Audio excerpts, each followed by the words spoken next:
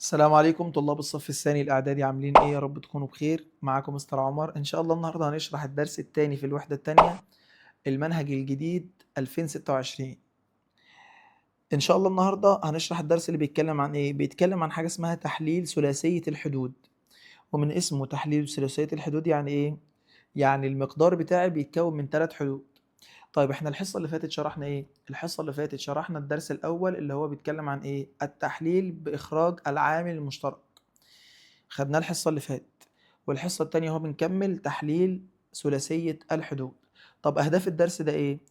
أهداف الدرس ده هدفين. الهدف الأول تحليل ثلاثية الحدود اللي على الصورة دي، x أس 2 bx زائد c. إحنا محتاجين نتعلم إزاي بنحلل المقدار اللي على الصورة دي. طبعا لو جيت تلاحظ هتلاقي إن المقدار اللي قدامك ده بيتكون من كام حد؟ 3 حدود. فده اسمه تحليل ثلاثية الحدود. تاني حاجة عايزين نتعلم حل المعادلات باستخدام التحليل. بعد ما نحلل المقدار عايزين نحل المعادلة. فإن شاء الله هنتعلم النهاردة الكلام ده. خلينا نبدأ سريعا كده على الجزء ده.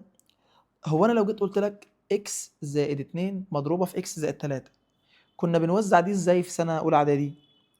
والله يا مستر كنا بنمسك الإكس نضربها في الإكس، ونمسك الإكس نضربها في التلاتة. 2 تتضرب في الإكس والاتنين تتضرب في الكام؟ في التلاتة. فكنا بنقول إكس في إكس بإكس أس 2 زائد إكس في 3 بتلاتة إكس.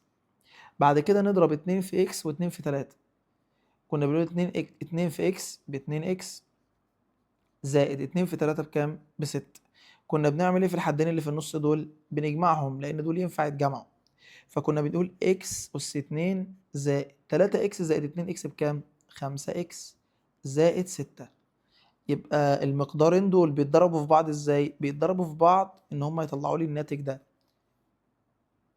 x أس 2 زائد 5x زائد 6. احنا بقى موضوع درس النهارده هو المقدار ده. الراجل هيدينا المقدار الثلاثي ده، واحنا عايزين نحلله نرجعه لاصله اللي هو زي ده. فاحنا هنعمل ايه؟ هنمسك المقدار ده ونحلله بطريقه معينه انا هقول لك عليها النهارده ان شاء الله. طيب خلينا ناخد سريعا كده على اول مثال. الراجل بيقول لك ايه؟ حلل المقادير الآتية. طب فين المقادير دي يا عم الحاج؟ أول مقدار قدامك أهو، إكس أس 2 زائد 5 إكس زائد 6. بنحلل ده إزاي؟ أول حاجة بنحدد نوعه. لو جينا نبص المسألة اللي قدامنا دي بتتكون من كام حد؟ دول تلات إيه؟ تلات حدود. فده بنسميه تحليل مقدار ثلاثي. طيب هو المعامل بتاع إكس أس 2، المعامل هنا الرقم اللي جنب الإكس أس 2 هنا كام؟ يعتبر واحد. قال لك لو المعامل واحد ده بنسميه تحليل مقدار ثلاثي بسيط. يبقى المقدار الثلاثي كذا نوع، احنا ان شاء الله هناخد النهارده البسيط بس. طب ازاي نعرف البسيط؟ بيبقى معامل اكس اس 2 واحد. طالما معامل اكس اس 2 واحد يبقى ده اسمه تحليل مقدار ثلاثي بسيط. تمام؟ طب بيتحلل ازاي؟ بنفتح قوسين بالشكل ده، قوسين مضروبين في بعض، وبنمسك الحد الاول اللي هو اكس اس 2 بنقسمه اكس في اكس. طب لو كانت دي مثلا اكس اس 4 كنا هنقسمها اكس اس 2 في اكس اس 2. طب لو كانت اكس اس 6 تبقى اكس اس 3 في اكس اس 3. طيب بعد كده بنبص على الحد الأخير اللي هو الست، وبشوف عددين حاصل ضربهم 6. والله الستة دي في الجدول ممكن تبقى 1 في 6 أو 2 في 3. طب هنختار الواحد في 6 ولا 2 في 3؟ والله احنا هنختار عددين جمعهم 5. طب فين العددين اللي جمعهم 5؟ 1 و6 ولا 2 و3؟ لا طبعا الاتنين والتلاتة. كده احنا اخترنا العددين. نحط الإشارة ازاي؟ لو الأخير موجب، لو الأخير موجب يبقى القوسين مثل الأوسط. طب هي إشارة الأوسط إيه؟ إشارة الأوسط موجب، يبقى هنا موجب وهنا موجب. يبقى تاني قاعدة الإشارات بتتحط إزاي؟ لو الأخير موجب يبقى القوسين نفس الأوسط. دي قاعدة الإشارات. طب لو كان الأخير سالب هعرفك عليها كمان شوية، عايزين بس نتدرب على ده الأول. يبقى المسألة بتاعتي كده خلصت x زائد 2 في x زائد 3. يبقى بنحلها ازاي تاني؟ هراجع تاني اهو. اول حاجة بنمسك x اس 2 بنحللها x في x. طب والستة بتتحلل كام في كام؟ هتتحلل 2 في 3. طب اشمعنى 2 في 3؟ عشان جمعهم 5، لازم يكون جمعهم الأوسط. وقاعدة الإشارات بتتحط ازاي؟ لو الأخير موجب يبقى القوسين دول نفس الإيه؟ نفس الأوسط. طب تعالى ناخد مسألة كمان توضح الدنيا أكتر. الراجل بيقول لي عايزين نحلل x أس 2 ناقص 6x زائد 8. هنحلل ده ازاي؟ هنحدد نوعه. دول كام حد؟ 3 حدود. فده كده اسمه ايه؟ اسمه تحليل مقدار ثلاثي. طيب لو جينا نبص، هو معامل x أس 2 هنا ايه؟ معامل x أس 2 هنا يعتبر واحد. طالما معامل x أس 2 واحد يبقى في الحالة دي استنتج ايه؟ استنتج ان ده اسمه تحليل مقدار ثلاثي بسيط. طب البسيط ده بيتحلل ازاي؟ قوسين مضروبين في بعض. الاكس تربيع اكس في اكس، والتمانية دي ممكن تبقى كام في كام؟ التمانية ممكن تبقى 1 في 8 أو 2 في 4. طب هنختار مين؟ احنا عايزين جمعهم 6. طب فين العددين اللي جمعهم 6؟ 1 و8 ولا 2 و4؟ لا طبعا 2 و4. تمام؟ فاضل بس قاعدة الإشارات. قلنا لو الأخير موجب يبقى القوسين مثل الأوسط. يبقى ده هيبقى سالب وده هيبقى ايه؟ سالب، لأن إشارة الأوسط سالب. يبقى في الحالة دي اتحللت بالشكل ده: x ناقص 2 في x ناقص 4. السؤال اللي بعده بيقول لك ايه؟ عايزين نحلل x أس 2 زائد 7x زائد 12. هنعمل ايه؟ هنحل ده نوعه ايه؟ ثلاثي بسيط، فبيتحلل بالشكل ده: قوسين مضروبين في بعض. x أس 2 هتبقى x في x. ال 12 كام في كام يكون جمعهم 7؟ والله ال 12 ممكن تبقى 1 في 12 أو 2 في 6 أو 3 في 4. احنا عايزين جمعهم 7. العددين اللي جمعهم 7 كام؟ التلاتة والأربعة. نكتب هنا 3 ونكتب هنا كام؟ 4. لو الأخير موجب يبقى القوسين مثل الأوسط. طب وإشارة الأوسط إيه؟ موجب، يبقى هنا موجب وهنا موجب. طيب السؤال اللي بعد كده بيقول لك x أس 2 ناقص 8x زائد 12. عايزين نحلل ده. ده تحليل مقدار ثلاثي بسيط. هيتحلل ازاي؟ قوسين مضروبين في بعض. x أس 2 هتبقى x في x. ال 12 كام في كام يكون جمعهم 8؟ والله يا مستر ال 12 دي ممكن تبقى 1 في 12 أو 2 في 6 أو 3 في 4. احنا عايزين جمعهم يبقى 8. والله عشان جمعهم يبقى 8 يبقى هنضرب 2 في 6. تمام؟ لو الأخير موجب يبقى القوسين مثل الأوسط، يبقى ده سالب وده سالب. طيب السؤال اللي بعد كده بيقول لك إيه؟ عايزين نحلل x أس 2 ناقص 7x ناقص 18. هنحلل ده ازاي؟ والله يا مستر ده تحليل مقدار ثلاثي بسيط. بيتحلل ازاي؟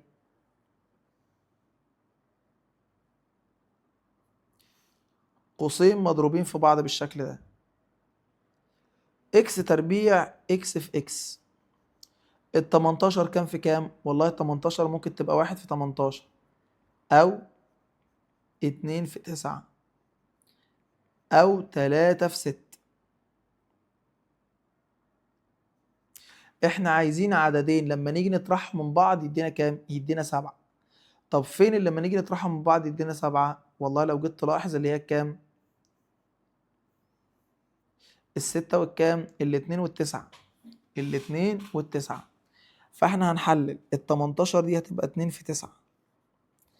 لو الأخير سالب، مستر لو الأخير سالب يبقى القوسين مختلفين.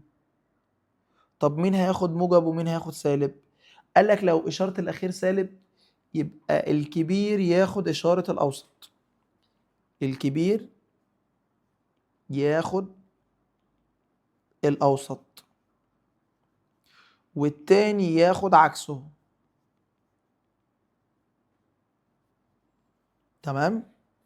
طيب فين العدد الكبير؟ الاتنين ولا التسعة؟ هتقول لي يا مستر لا التسعة.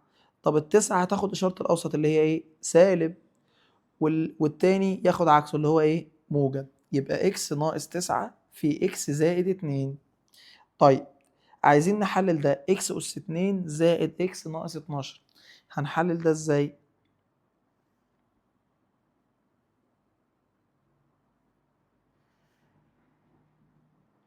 قوسين مضروبين في بعض، اكس أس 2 اكس في اكس.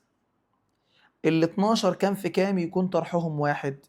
والله يا مستر ال 12 ممكن تبقى 1 في 12 أو 2 في 6 أو 3 في 4. احنا عايزين طرحهم يبقى واحد، لأن الأوسط هنا المعامل بتاعه واحد. فمين اللي طرحهم واحد؟ التلاتة والأربعة، يبقى نكتب هنا 4 ونكتب هنا كام؟ 3. لو الأخير سالب يبقى القوسين مختلفين، يبقى الكبير ياخد إشارة الأوسط والتاني عكسه. مين الكبير، التلاتة ولا الأربعة؟ الأربعة. الأربعة تاخد إشارة الأوسط اللي هي إيه؟ موجب، والتاني عكسه اللي هو إيه؟ سالب. يبقى في الحالة دي إكس زائد 4 في إكس ناقص 3. تمام؟ طب ركز كده في الأسئلة دي، بيقول لك حلل كل مما يأتي تحليلا تاما. هنعمل إيه؟ لو جيت تبص للمسألة دي 3 إكس أس 2 زائد 6 إكس ناقص 72، ده بيتحلل إزاي؟ مبدئيا كده ده كده مش بسيط.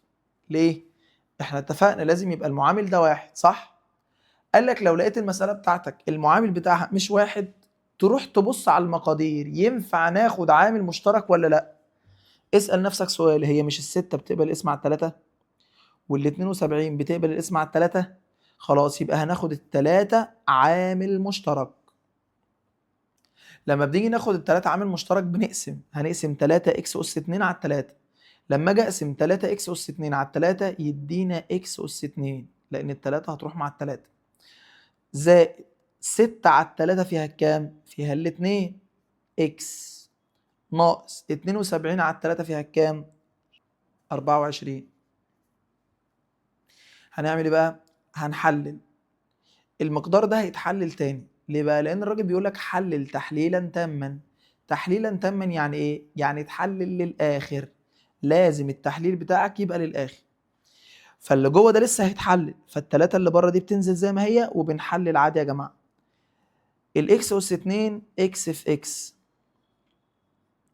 وال 24 كام في كام؟ ال 24 هتبقى 1 في 24 او 2 في 12 او 3 في 8 او 4 في 6. احنا عايزين طرحهم يبقى 2. العددين اللي طرحهم 2 هو الأربعة والكام؟ والستة. طب عرفنا منين طرحهم؟ من إشارة الأخير. إشارة الأخير دي سالب، فاحنا عايزين طرحهم يبقى 2. فاحنا هنكتب هنا 6 ونكتب هنا 4. لو الأخير سالب يبقى الكبير ياخد إشارة الأوسط، فالستة هي الكبير هتاخد إشارة الأوسط اللي هو موجب، والتاني عكسه اللي هو إيه؟ سالب.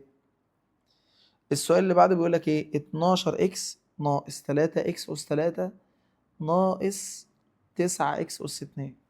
مبدئيا في أي مسألة تحليل في كذا حاجة لازم نبص عليها. لازم المقدار يكون مترتب. يعني ايه المقدار يكون مترتب؟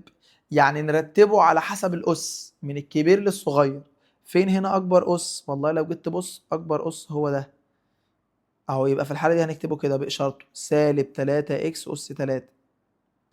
وبعد كده المقدار ده سالب 9 إكس أس 2، وبعد كده موجب 12 إكس. كده احنا عملنا إيه؟ كده احنا رتبنا المعادلة. طب واحنا بنرتب على حسب ايه؟ بنرتب على حسب الأس، أس 3 أس 2 أس 1. طيب هنعمل ايه بعد كده؟ هنروح نشوف العامل المشترك. فلو جيت تبص هنا انت عندك سالب 3 بادئه في الاول اهو. اسأل نفسك سؤال، مش السالب 9 بتقبل على السالب 3 وال 12 بتقبل على السالب 3؟ اه بتقبل. خلاص يبقى احنا هناخد سالب 3 عامل مشترك زي ما اتعلمنا الحصة اللي فاتت. طيب هل هناخد سالب 3 بس عامل مشترك؟ قال لك لا. لو جيت تلاحظ اكس اس 3 اكس اس 2 اكس اس 1، ففي الحالة دي هتلاقي برضو الاكس اتكررت معاك، يبقى هناخد سالب 3 اكس مشترك. لما نيجي ناخد سالب 3 اكس هنقسم سالب 3 على سالب 3 هيطيروا مع بعض، يتبقى اكس اس 2 على اكس اس 1، يتبقى اكس أس 2 إكس أس 3 على إكس أس 1 يدينا إكس أس كام؟ إكس أس 2. بعد كده نقسم سالب 9 على سالب 3. سالب على سالب فيها الموجب، 9 على 3 فيها التلاتة. إكس أس 2 على إكس أس 1 يدينا إكس أس 1. موجب على سالب فيها السالب، 12 على 3 فيها الأربعة، وإكس على إكس هيروحوا مع بعض. يبقى المقدار بتاعي سالب 3 إكس مضروبة في إكس أس 2 زائد 3 إكس ناقص 4. فأهو نكتب بره سالب 3 إكس، واللي جوه ده لسه هيتحلل. طب هيتحلل كام يا مستر؟ هيتحلل تحليل بسيط. إكس أس 2 هتبقى إكس في إكس، والأربعة دي عايزين عددين حاصل ضربهم 4 يكون طرحهم 3. الأربعة في واحد، الأربعة في واحد بأربعة، وطرحهم كام؟ طرحهم 3. خلاص، يبقى في الحالة دي يا مستر هروح أعمل إيه؟ الأخير إشارته سالب. لو الأخير سالب يبقى القوسين مختلفين، يبقى الكبير ياخد إشارة الأوسط والتاني عكسه. فين الكبير، الواحد ولا الأربعة؟ الأربعة هي الكبيرة، تاخد إشارة الأوسط اللي هي موجب، والتاني ياخد عكسه اللي هو ايه؟ سالب. يبقى المقدار بتاعي سالب 3 اكس مضروبة في اكس زائد 4 في اكس ناقص 1. السؤال اللي بعده الراجل بيقول لك اكس تربيع ناقص 5 اكس واي زائد 6 واي تربيع، برضه يتحلل عادي. قوسين مضروبين في بعض. لو جيت تلاحظ معامل اكس اس 2 هنا كام؟ 1. فده برضه تحليل اسمه تحليل بسيط. هنحلل ازاي؟ اكس اس 2 هتبقى اكس في اكس. طيب والواي اس 2 اللي في الاخر دي هتبقى واي في واي. احنا عايزين نشوف الستة دي حاصل ضرب كام في كام. والله الستة ممكن تبقى 1 في 6 او 2 في 3. احنا عايزين جمعهم يبقى 5. فين العددين اللي جمعهم 5؟ اللي هو الاتنين والكام؟ والتلاتة. يبقى هاجي هنا واكتب 2، وهاجي هنا واكتب كام؟ 3. لو الاخير موجب يبقى القوسين زي الاوسط، يبقى ده سالب وده ايه؟ سالب. يبقى المقدار بتاعي x ناقص 2y في x ناقص 3y. طيب عايزين نحل السؤال اللي بعده. بيقول لك y في y زائد 1 ناقص 30. أول خطوة هنعملها إيه؟ هنوزع y هنا وهنا. فأنت في البداية عشان تقدر تحلل لازم تخلي المقدار بتاعك على الصورة اللي إحنا هنكتبها كمان شوية. y في y بy أس 2 زائد 1 في y بy ناقص 30. ده كده المقدار بتاعك. نروح نحلل عادي بقى. هنحلل ازاي؟ ده تحليل بسيط. واي اس 2 هتبقى واي في واي. ال30 كام في كام؟ يكون طرحهم 1. ال30 5 في 6، لأن الخمسة في 6 ب30 وطرحهم كام؟ وطرحهم 1. لو الأخير موجب، لو الأخير قصدي سالب، يبقى الكبير ياخد إشارة الأوسط. الكبير اللي هو الست هياخد إشارة الأوسط اللي هو إيه؟ موجب، والتاني ياخد عكسه اللي هو إيه؟ سالب. يبقى في الحالة دي المسألة بتاعتي واي ناقص 5 في واي زائد 6. الجزئية اللي بعد كده بتاعت حل المعادلات باستخدام التحليل. الراجل بيقول لك اوجد مجموعة حل كل من المعادلات الآتية في R. R دي اللي هي ايه؟ مجموعة الأعداد الحقيقية. وقلنا إن مجموعة الأعداد الحقيقية بتنقسم لجزئين، Q اللي هي الأعداد النسبية، وQ شرطة اللي هي الأعداد الغير نسبية.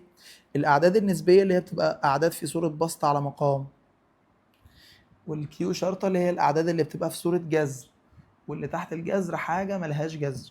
فاما الراجل يجي يقول لي معادلة زي دي اكس أس 2 زائد 5 اكس ناقص 36 بتساوي صفر، عايزين نحلها. أول خطوة هنعمل إيه؟ هنمسك الطرف الأيسر ده نحلله عادي جدا بالطريقة اللي إحنا خدناها من شوية، اللي هو إيه؟ ده اسمه تحليل مقدار ثلاثي بسيط. بنحلل إزاي؟ قوسين مضروبين في بعض. الإكس تربيع إكس في إكس، وال36 كام في كام؟ والله يا مستر ال36 دي ممكن تبقى 1 في 36 أو 2 في 18 أو 3 في 12 أو 4 في 9 أو 6 في 6. طب احنا عايزين مين؟ احنا عايزين عددين طرحهم 5. طب مين في دول طرحهم 5؟ التسعة ولا 4؟ فبنيجي هنا ونكتب 9 ونكتب هنا 4، ولو الأخير سالب يبقى الكبير ياخد إشارة الأوسط، يبقى الكبير هياخد موجب والتاني هياخد عكسه. الكلام ده بيساوي صفر. يبقى احنا حللنا عادي جدا والناتج اللي طلع سويناه بصفر. لو عندك حاجتين مضروبين في بعض بيساوي صفر، يبقى إما الحاجة الأولى بتساوي صفر أو الحاجة التانية بتساوي صفر. فأقسم الصفحة كده وأقول إيه؟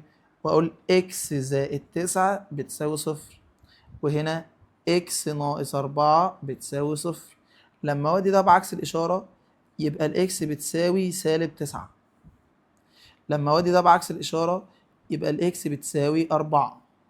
يبقى في الحالة دي مجموعة الحل هتساوي إيه؟ الأرقام دي اللي هي 4 وسالب 9. تمام؟ السؤال اللي بعده بيقول إيه؟ إكس أس 2 زائد 30 بيساوي سالب 13 إكس. عشان نقدر نحل المعادلة لازم المعادلة تكون مترتبة وبتساوي صفر. فالمعادلة دي كده مش بتساوي صفر، هدخل ده جوه بعكس الإشارة وارتبه. طب هي سالب، اما تخش هناك هتبقى موجب. يبقى اكس اس 2 دي موجب دي سالب 13 اكس، اما تخش هتبقى موجب 13 اكس زائد 30 تساوي صفر. انا ما عملتش اي حاجه غير اني دخلت سالب 13 اكس جوه بعكس الاشاره. يبقى في الحاله دي هنحلل عادي جدا. عشان نجيب مجموعه الحل هنحلل الاكس تربيع اكس في اكس، وال30 كام في كام يكون جمعهم 13. عددين حاصل ضربهم 30 جمعهم 13. والله ال30 هتبقى 3 في 10، ال3 وال10 ضربهم 30 وجمعهم كام؟ وجمعهم 13. يبقى نكتب هنا 10 ونكتب هنا كام؟ 3. لو الأخير موجب يبقى القوسين نفس الأوسط، يبقى ده هياخد موجب وده هياخد موجب، لأن إشارة الأوسط إيه؟ موجب. من هنا هروح أقول له إكس زائد 10 بتساوي صفر، وإكس زائد 3 بتساوي صفر. هودي موجب 10 بعكس الإشارة يبقى الإكس بتساوي سالب 10. هودي موجب 3 بعكس الإشارة يبقى الإكس بتساوي سالب 3. يبقى مجموعة الحل سالب 3 وسالب 10. آخر سؤال بيقول لك إيه؟ 6 إكس أس 2 ناقص 13 إكس.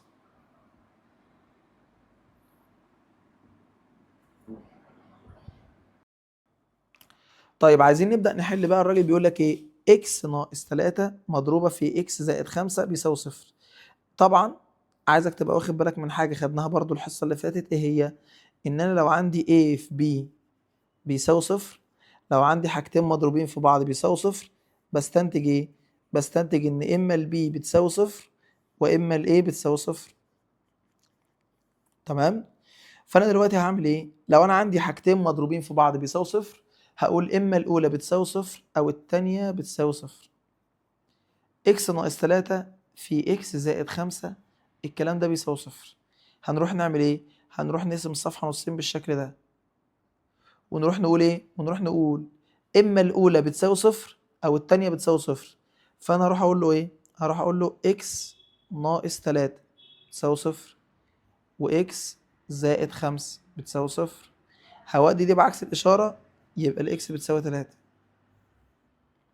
طب أما أودي دي بعكس الإشارة يبقى الإكس بتساوي سالب 5. يبقى مجموعة الحل في الحالة دي هتبقى كام وكام؟ 3 وسالب 5 اللي هو الاختيار ب. السؤال اللي بعده بيقول لي إذا كان إكس أس 2 زائد A في إكس زائد 15 بيتحلل إكس زائد 3 في إكس زائد B. أنا معرفش ده، البي ده أنا معرفوش، والA ده أنا معرفوش. الراجل عايز مني قيمة AB، الراجل عايز مني قيمة A في B، ده اللي أنا عايز أحسبه.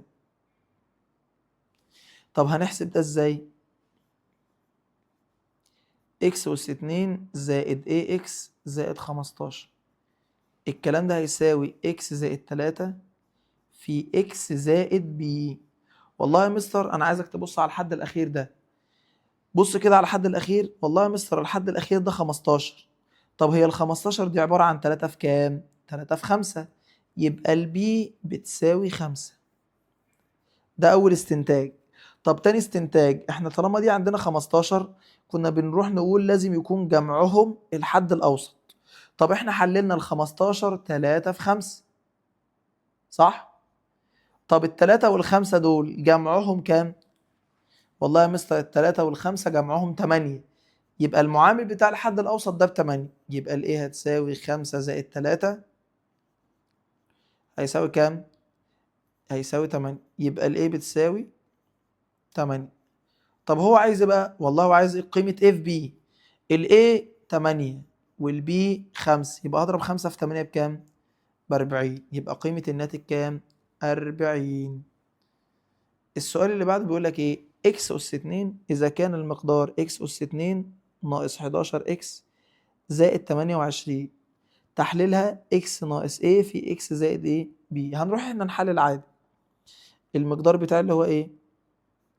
اكس اس 2 ناقص 11 اكس زائد 28. هنحلل ده ازاي يا مستر؟ هنحلل ده قوسين مضروبين في بعض. اكس اس 2 هتبقى اكس في اكس، وال 28 دي ممكن تتحلل كام في كام؟ احنا عايزين طرحهم يبقى كام؟ عايزين قصدي جمعهم يبقى 11. يبقى 1 في 28 أو 2 في 14 أو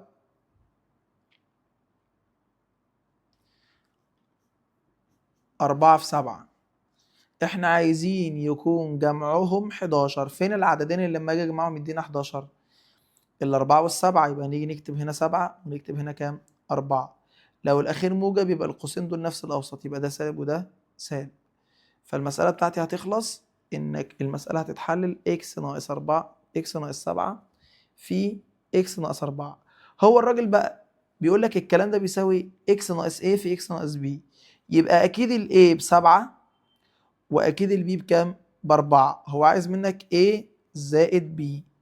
أنا لسه جايب حالا الA ب7 والبي